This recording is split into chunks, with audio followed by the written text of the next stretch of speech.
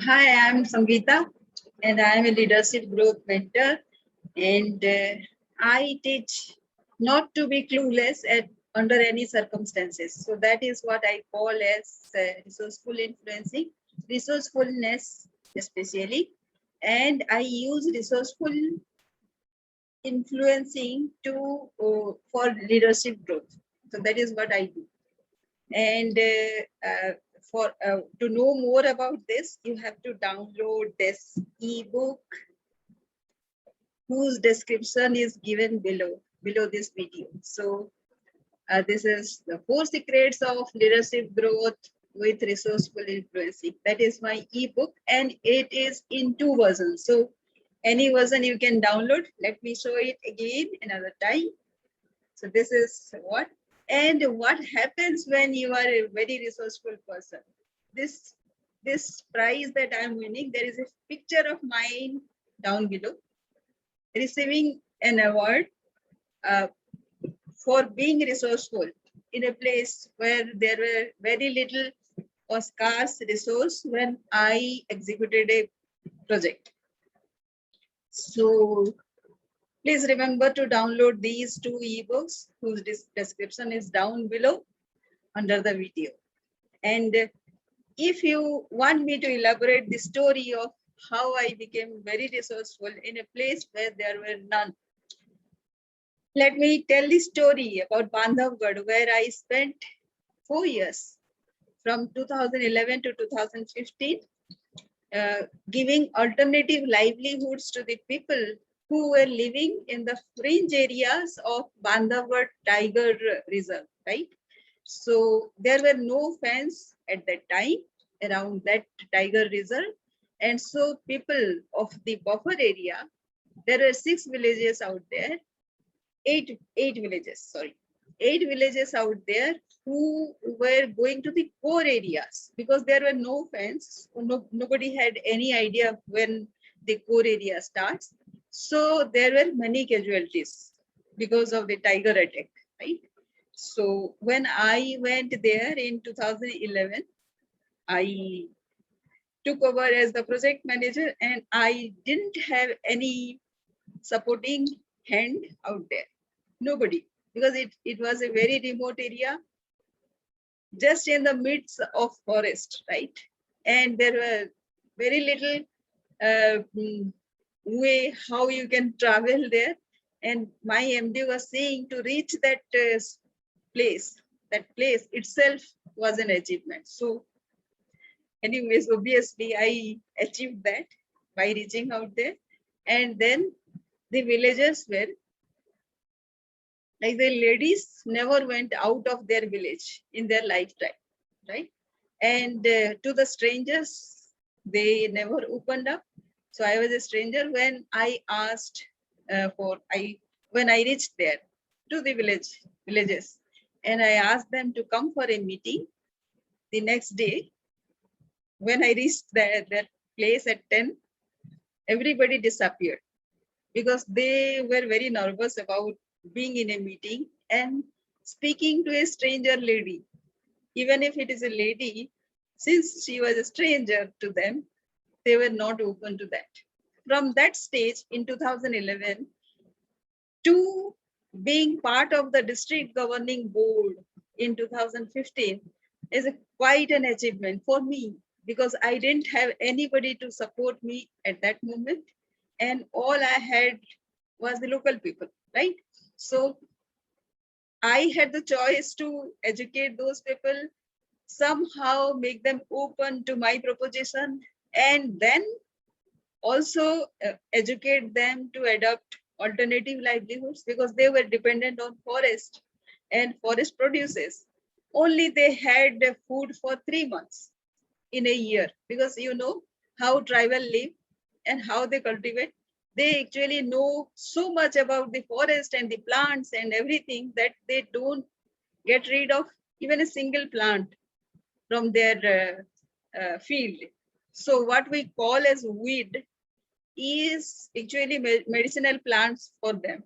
So if there are 1,000 kinds, varieties of plants also growing in the paddy fields, see, for example, then the productivity of paddy goes down, right? But for them, even if there was not sufficient paddy, there were other medicinal plants which were available. This was a learning for me for the first time, how to live with the nature. And for me, it was like say less paddy. There was no food, right? For them, whatever was grown was food for them. They were not dependent solely on paddy. That was a learning. So they showed me something like, say, this is paddy, this is the leaf which cures your headache, chronic headache. There was something else which cures other body headache, body ache and all. And thousands of other medicinal plants I came to know, and herbs. It grows everywhere, everywhere. And when you don't recognize a plant, you call it as weed, right? That is the second learning I had, because we don't recognize the utility of something, of a person. We call that person as useless, right? So for me, that was the second learning. So that means when I learned that everybody can be an asset, so I could train everybody, right? That was the challenge. If I could train anybody and everybody. So in those 4 years, that is why I call Bandhavgarh as my signature project, because it gave me so much of learning how to live and what is life after all, and how to live life and how not to judge anything. And those illiterate ladies who were in Gumgat in 2011, when I went there, and they were not open to me, they were part of a federation which sourced 36 lakhs in 4 years, right? And they were a member of the district governing board under the collector of the district, and they took decision for their area themselves. Can you imagine this? And they knew so much about the government schemes that they themselves went to various offices and filled that whatever relevant form that was to be filled up, and they took the advantage of the schemes. Everywhere people nowadays, even nowadays, people say that, right? There is no scheme. It is very difficult to make a scheme work like that, right?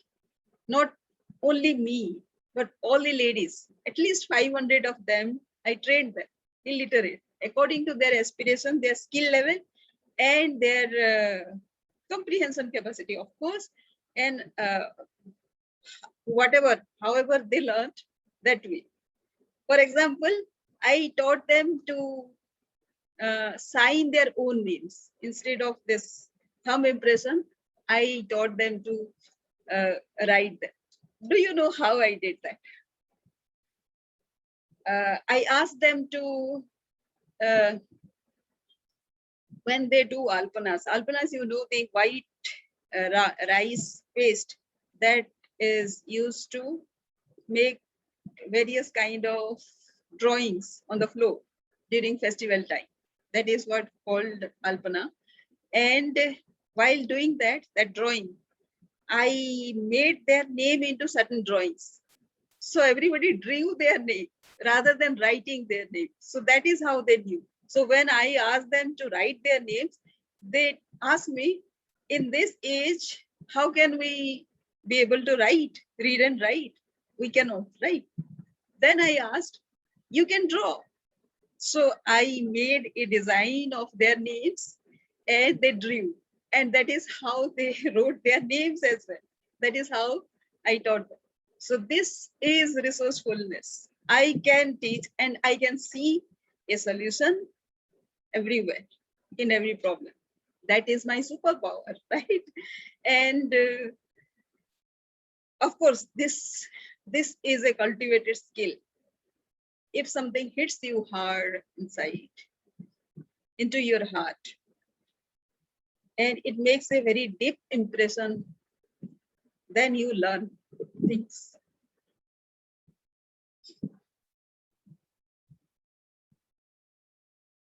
I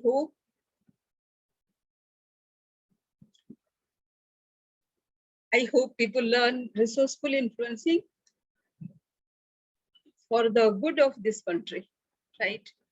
And for the better of their fellow beings. Each of us needs to be very, very resourceful, right? We need to see solutions everywhere. Whatever resources are there, those are not very less, or you cannot demean all those resources, whatever is available, right? All I needed to win the trust of the community, learn few skills and taught them. And at the end of those 4 years, even if rice was food for me and not the only food for them, they grew rice so much that, and so much surplus they generated, that they sold those rice, whatever crop they cultivated, they sold that. So the first year, actually, I taught them rice cultivation properly. And the second year, I did integrated farming for them. The third year, I did hybrid mustard cultivation, in which we broke Madhya Pradesh record. My minimum was 12 quintals per acre and maximum was 24 quintals per acre of rice mustard production. And that is a surprise, right? Madhya Pradesh state record was 6 to 7 quintal per hectare. Mine was 12 quintals minimum per acre, right? 2.5 acres is 1 hectare. So that was my productivity. And I didn't do it alone. I did it with the help of the farmers, the illiterate farmers and the ladies.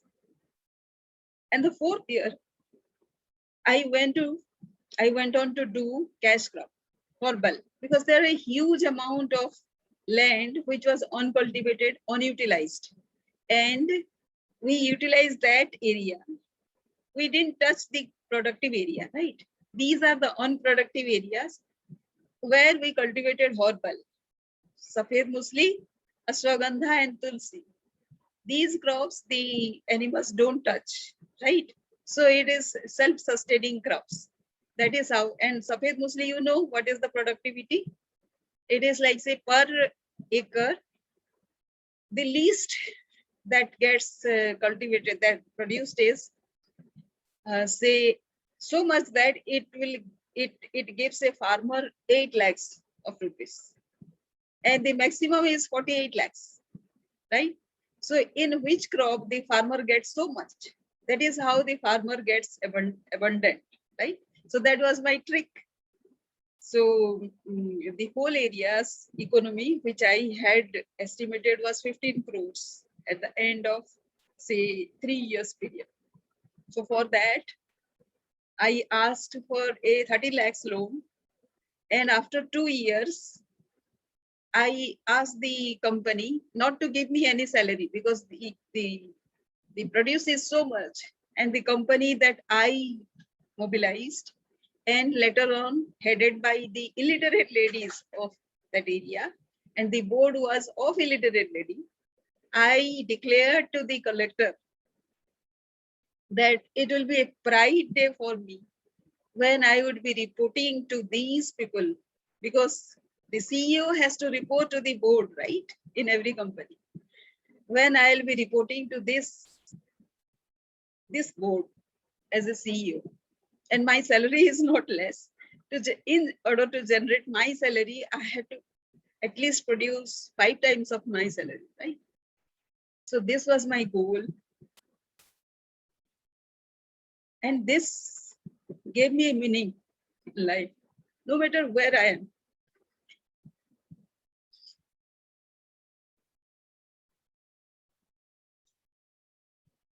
And I'm proud to say that even if I'm not there, the place is growing and prospering. And that was possible as a result of resourceful influencing.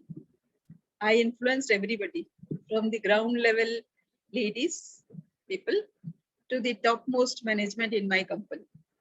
And I did that within 4 years. So if it was possible for a single person, think of the manpower that we have, the skilled population that we have, skilled or unskilled, anybody, human resource that we have, India has at its disposal, can do wonders. They can be world leaders one day. So I again request you to download this ebook. There are 2 versions of them. The description is given down below the video. And please download and do join me in creating resourcefulness. Thank you.